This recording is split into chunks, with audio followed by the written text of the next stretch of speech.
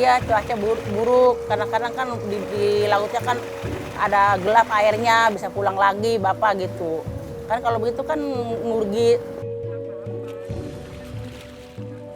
Sebenarnya kalau bicara perubahan iklim yang perlu dilakukan oleh kita bersama gitu ya dalam konteks menyikapi kasus yang dihadapi oleh perempuan nelayan, pertama memang kita harus mendorong pengakuan perempuan nelayan.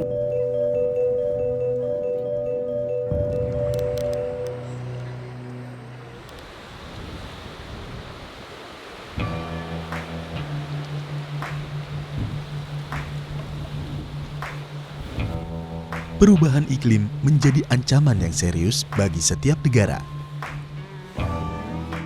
Tak terkecuali Indonesia. Sebagai negara maritim, posisi Indonesia tentu semakin rentan. Jutaan nelayan di pesisir Indonesia terpaksa kehilangan pengetahuannya dalam mengenal musim akibat krisis iklim. Seperti yang dirasakan oleh Edi dan Sumarni. Pasangan suami istri asal Cilincing, Kota Jakarta ini mengaku kini kesulitan untuk membaca alam dan tak jarang timbul perasaan cemas ketika mereka hendak pergi melaut.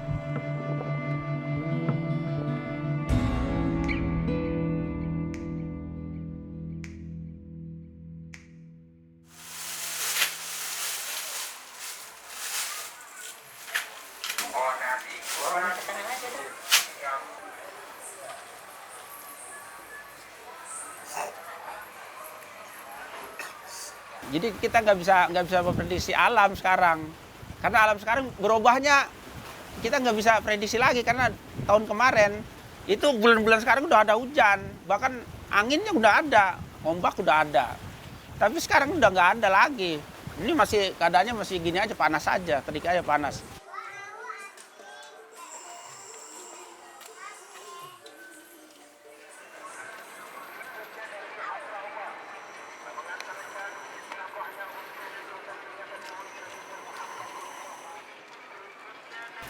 Lautnya juga masih jelek, limbah banyakan.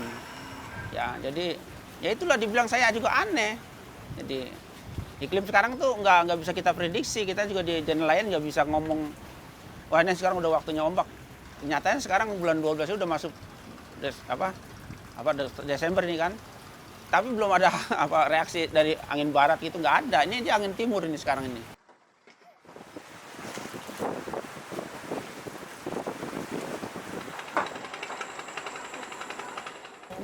Ya sebenarnya mah khawatir.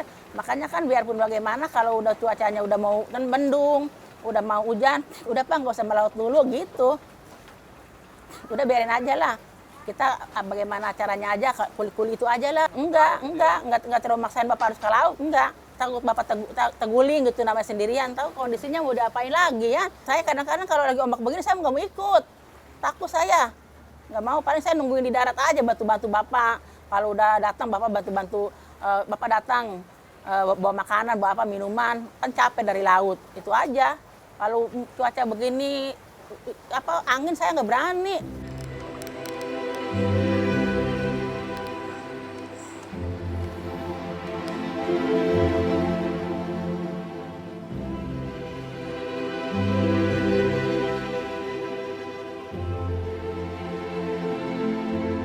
Nelayan memang menjadi profesi yang paling rentan terdampak dari adanya perubahan iklim.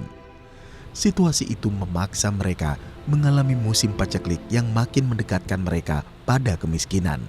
Daya adaptasi dan produktivitas terus menurun, sementara beban ekonomi tak bisa diajak kompromi. Memang kalau kita mau spesifik bicara yang paling rentan, menurut kami itu adalah perempuan dan anak gitu ya, karena memang itu yang paling terdampak sih kalau kita ngomongin perubahan iklim gitu. Kalau ngomongin dampak perubahan iklim atau krisis iklim, itu bukan cuman ruangnya tuh kita bicara soal air naik gitu ya, kemudian ada abrasi, tapi juga dampak ekonomi dan sosial.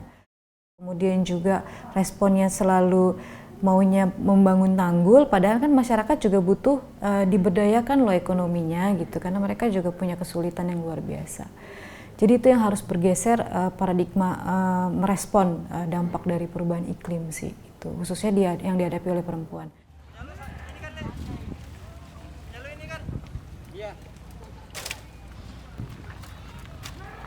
Mau tak mau ya perempuan harus berjuang di situ, bagaimana makanan di atas meja itu tetap ada ya. Tadi sempat saya cerita bahwa sosok perempuan itu adalah sosok yang selalu berusaha menjaga dan melindungi keluarganya gitu. Saya contohkan misalkan soal makan di meja itu. Bagaimanapun perempuan itu selalu berusaha bagaimana anak dan istri tetap makan gitu. Karena tidak hanya soal makan ya, tapi juga menjaga bagaimana anak-anak tidak putus sekolah ya, sekolah tetap berjalan.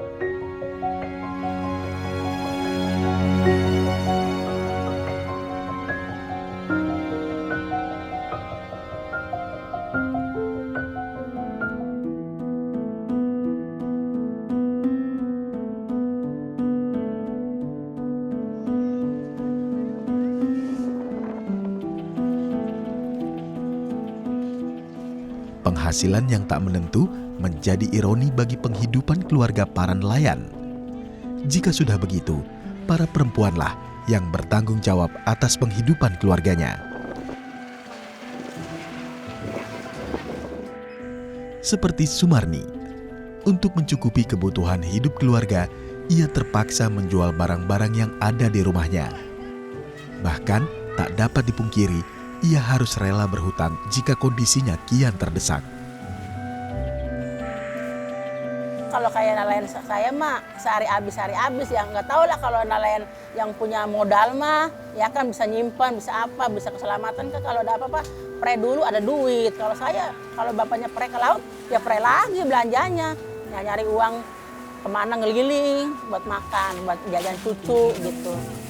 Telurnya nggak ada Bu, ini aja ya. Telurnya berapa biasanya? Saya harus jual segala-gala perabotan di rumah lah. Seperti ada mesin cuci ya saya jual. Seperti ada apa aja panci-panci saya jual gitu buat nambah-nambah.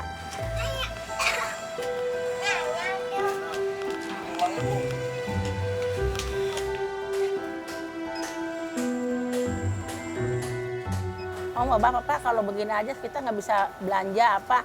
Jadi kan begini, kemana nyari uang buat besok kan? Jadi saya pinjaman dulu lah sama seenggaknya tahu sama tetangga, tahu sama rentenir, tahu 100 atau 50 saya pinjam dulu buat hari itu. Makanya saya di rumah saya dijual itu bekas utang-utang begitu, barang tidak rentenir. Saya kalau semuanya udah begitu, saya sekarang kemana lagi rumah saya dijual kan? Jadi saya ukur bagaimana ya gitu.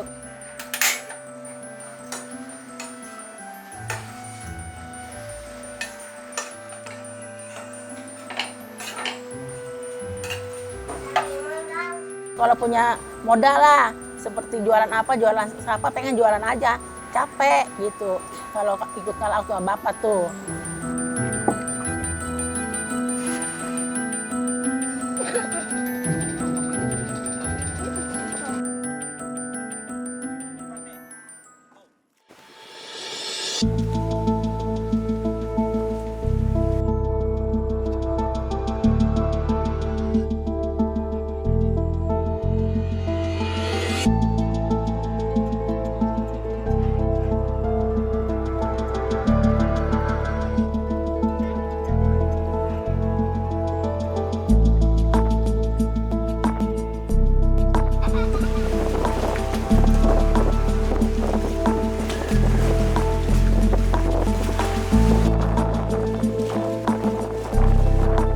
Situasi perubahan iklim, perempuan nelayan sebenarnya memiliki kontribusi sebagai roda penggerak ekonomi biru.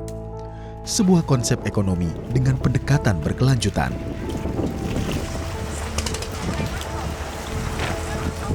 Sementara itu, negara mengklaim bahwa lahirnya Undang-Undang Nomor 7 Tahun 2016 adalah sebagai respon keberpihakan kepada nelayan atas adanya berbagai persoalan, termasuk perubahan iklim di dalamnya.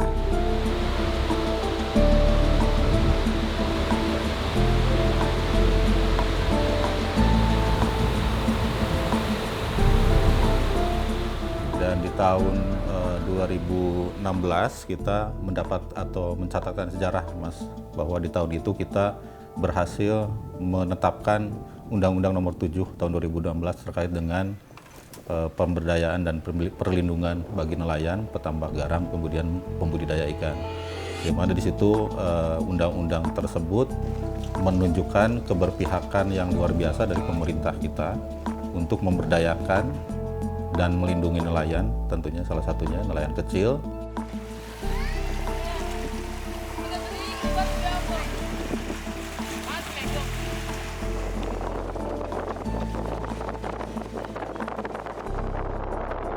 Kalau ngomongin Undang-Undang 7 tahun 2016 tentang pemberdayaan, kemudian perlindungan nelayan gitu ya, definisi perempuan nelayan itu diakui hanya di dalam rumah tangga nelayan. Artinya kan negara mendomestifikasi profesi mereka gitu. Padahal kalau kita melihat dalam rantai produksi perikanan, ruang mereka juga publik gitu. Artinya mereka terlibat tuh dalam semua rantai produksi perikanan. Artinya bukan cuma di domestik gitu. Nah ini yang menarik gitu. Tapi kemudian yang menjadi penting adalah kalau kita melihat perempuan nelayan ini juga kan sudah sedari awal tidak diakui oleh negara gitu. Nah, dalam konteks dampak yang mereka rasakan ketika kita bicara perubahan iklim, tentu mereka menanggung beban berlipat ganda.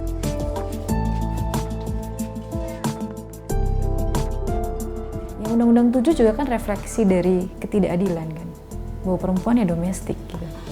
Padahal enggak kok, perempuan itu ruangnya publik banget gitu.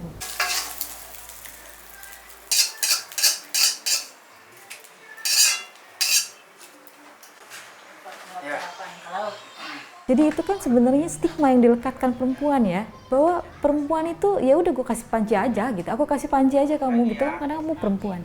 Karena mereka butuh jaring, mereka butuh alat tangkap yang berkelanjutan. Ini yang disebut ketidakadilan.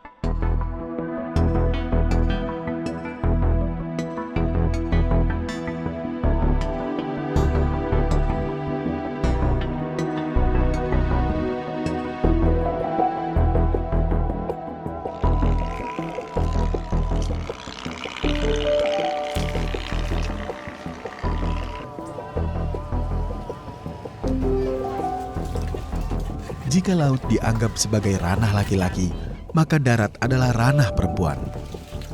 Meski begitu, di balik kontribusinya menjadi perempuan nelayan di Indonesia sama halnya dengan menjadi perempuan minim pengakuan. Negara mengelompokkan perempuan nelayan hanya sebagai bagian dari rumah tangga nelayan. Padahal perempuan nelayan adalah profesi berbeda yang membutuhkan pengakuan khusus. Nelayan itu adalah proses pekerjaan daur gitu ya antara laki-laki dan perempuan, di mana harus ada saling kerjasama di situ, saling ada kesepakatan itu, saling tolong menolong gitu, bahu membahu seperti itu. Harusnya itu gitu loh yang muncul di dalam kebijakan sehingga tidak bias gitu ya. Karena itu juga undang-undang itu kan juga berpengaruh kepada kehidupan perempuan seperti itu.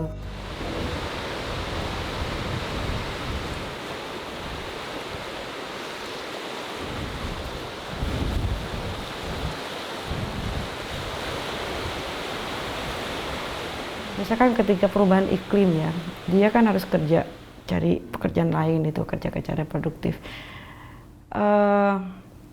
Peran genda itu dilihat dari peran-peran tadi. Jadi berlapis-lapis ya, pekerjaan perempuan itu berlapis-lapis dan kekerasan pun berlapis-lapis gitu yang dihadapi oleh perempuan. Dan kita tahu memang ini pengaruh dari budaya patriarkal kita ya, sehingga itu juga berpengaruh kepada kehidupan perempuan yang tidak diakui itu. Misalkan pekerjaan perempuan itu lebih panjang daripada laki-laki ya, karena dari 24 jam, 18 jam itu adalah kerja-kerja perempuan. Bahasanya ibu-ibu itu adalah dari bangun tidur, tidur lagi, perempuan terus bekerja.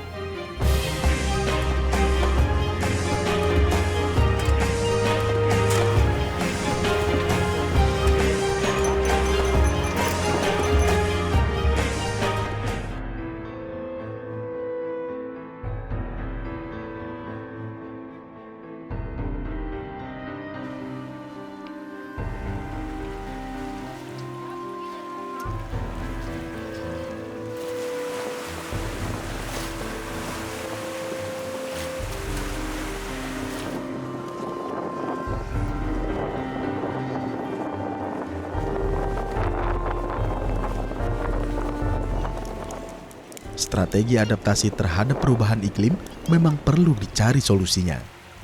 Pemerintah harus mengambil langkah untuk melindungi nelayan kecil agar tidak semakin terperosok ke dalam jurang kemiskinan. Terlebih, regulasi yang dibuat untuk para perempuan nelayan harus tepat sesuai dengan kebutuhannya masing-masing, sehingga tidak ada lagi bias dalam hal distribusi penerimaan manfaat. Kita bekerja sama bersama-sama melaksanakan berbagai kegiatan, program dan anggaran kaitannya dengan salah satunya bagaimana kita mengantisipasi dampak dari pergerakan musim, kemudian perubahan iklim terhadap eksistensi dan kesejahteraan nelayan. Beberapa kegiatan yang setidaknya kita laksanakan, khususnya di Kementerian Kelautan dan Perikanan, terkhusus lagi di Ditjen Perikanan Tangkap, antara lain misalnya kita membuat berbagai bentuk, bahkan sertifikat kecakapan nelayan. Bagaimana antisipasi agar nelayan termasuk di musim-musim yang rentan ini bisa menjaga agar penangkapannya ini aman, ya, terhindar dari kecelakaan dan seterusnya.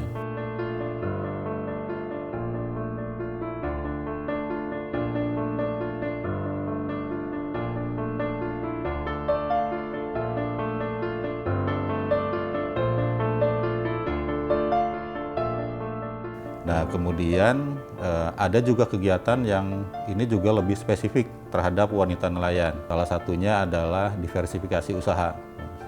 Nah, ini diversifikasi usaha ini juga yang salah satunya yang cukup penting karena itu tadi, karena usaha penangkapan ikan ini kan tidak berjalan stabil setiap saat ya, sehingga otomatis keluarga nelayan ini perlu ditambahkan, diberikan alternatif mata pencaharian. Tidak hanya bergantung kepada usaha penangkapan ikan, tetapi juga mata pencaharian alternatif itu. Sehingga dalam beberapa tahun terakhir kita menggalakkan apa yang disebut dengan diversifikasi usaha. Kemudian memberikan bantuan sarana dan prasarana diversifikasinya kepada nelayan dan keluarga nelayan, khususnya wanita nelayan. Kemudian usahanya dikembangkan.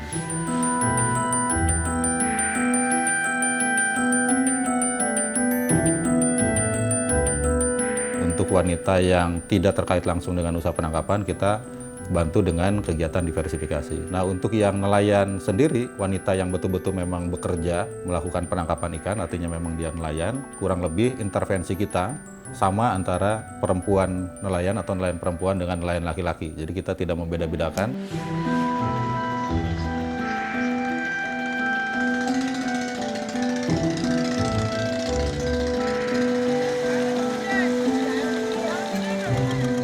Sebenarnya saya pengen diperhatikan pemerintah ya, nelayan kayak saya ini kan kecil kan, pengen agak punya perahu gedean gitu, kayak orang-orang gitu. Ibu merasa ada perlindungan? Nggak pernah saya, nggak pernah, nggak ada. Sebagian orang-orang pernah dapat kayak seperti perahu, jaring, saya nggak pernah dapat, sedemi nggak pernah dapat saya mah. Khusus saya sendiri aja, harus usaha sendiri aja, bapak berdua.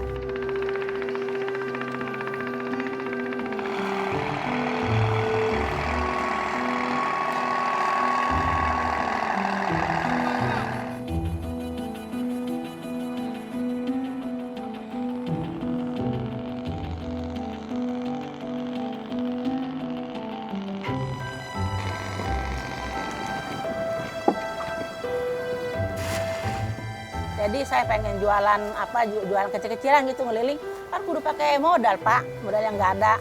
Jadi kadang-kadang kan disuruh orang saya, Ibu tolong cuciin pakaian gitu. Tahu saya kalau malam nyari aqua buat nambahin belanja gitu.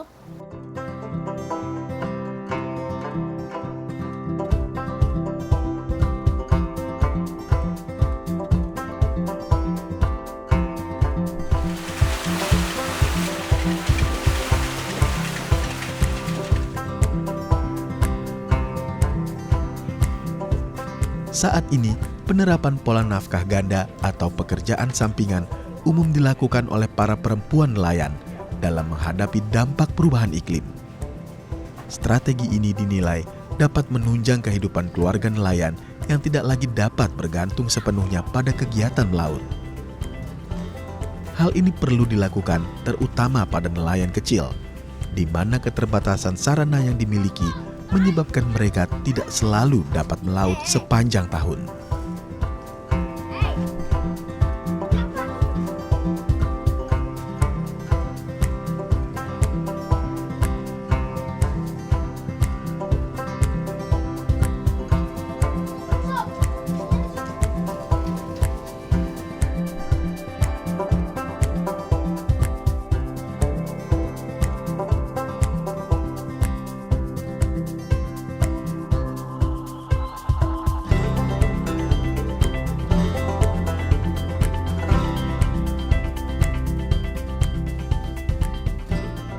itu berat sekali buat mereka gitu, karena kapital mereka atau modal mereka pun tidak banyak. Ini tidak disupport oleh negara ya, maksudnya tidak disupport oleh KKP, tapi juga harus dipikirkan bagaimana membangun ketangguhan ekonomi masyarakat pesisir gitu. Jadi ekonomi alternatif itu juga harus didorong dan difasilitasi oleh negara.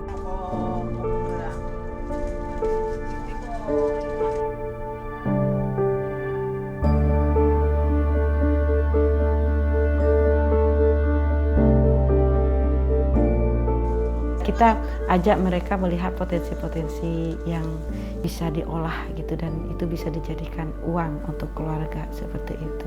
Karena kalau kita bicara tentang pesisir itu kan ada laut dan daratan gitu ya, pesisir ya. Ketika laut tidak bisa kita ambil gitu ya karena krisis iklim tadi, kita mencoba untuk pendekatan di darat.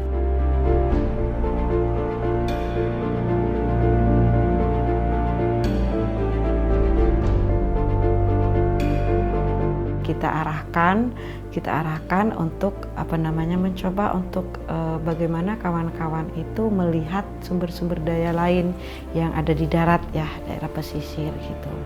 Apa saja sih yang ada sumber-sumber alam yang ada di sini.